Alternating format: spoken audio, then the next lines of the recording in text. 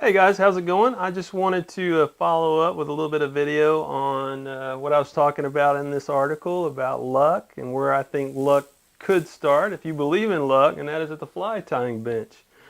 This past week I was able to buy a couple of pieces that I think might be lucky at the Randy Brodnax show in Dallas. It was at the Sons of Herman Hall. This piece right here is by Carl Block, and what I'll do is I'll show you a close-up and talk about it in detail later on in the video, but this is one of the pieces I have. And of course there's some odds and ends up here, and lucky charms, if you have them for your fly tying area, they should be all over the place, not just in one particular spot. This is the other piece that I've added to the collection as of this past week, and this is by Randy Brodnax, and he told me a great story about this, which will be part of the detail look at this piece. But it's a really fantastic piece, I think, and it's kind of got a lot of detail to it and a very good story.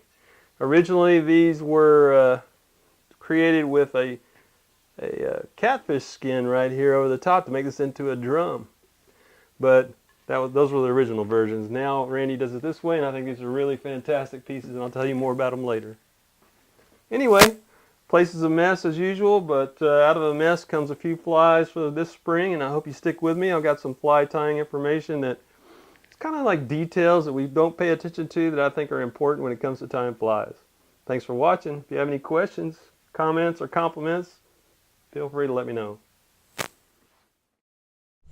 Hey guys, as I was telling you earlier, this is a piece by Randy Brodnax, and Randy's a Cajun, of course, and he call these a couillon, and what they are is autobiographical pieces from 1971 when he used to work out in the oil fields, I think he said.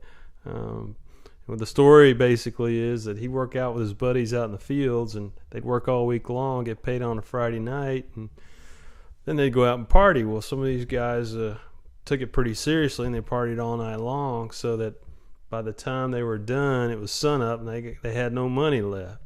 So what would happen is they'd make him stop the truck and pick up maybe some flowers or a fish or anything they could think of to maybe get back in the good graces of these women, because Randy said every time he pulled up, they were waiting on the front porch for those guys to get home. And you know, as fly fishers, we might have to get back in the good graces every once in a while too.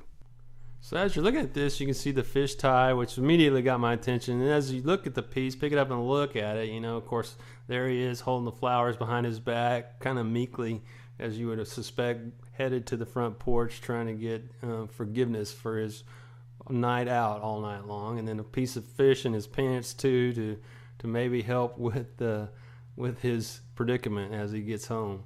And then this really neat part right here is the hammer he's got in his hand, which shows the kind of work he did. So, you know, the colors are fantastic, and Randy, just great person, and I really enjoy his work.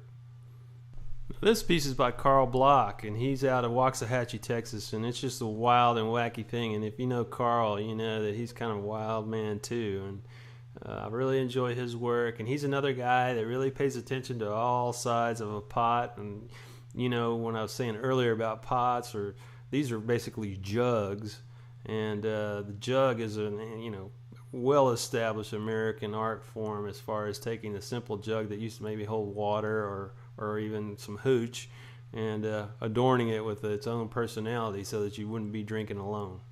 Anyway, Carl Block out of Waxahachie, Texas, and this piece just seems to look a little fishy with those ears.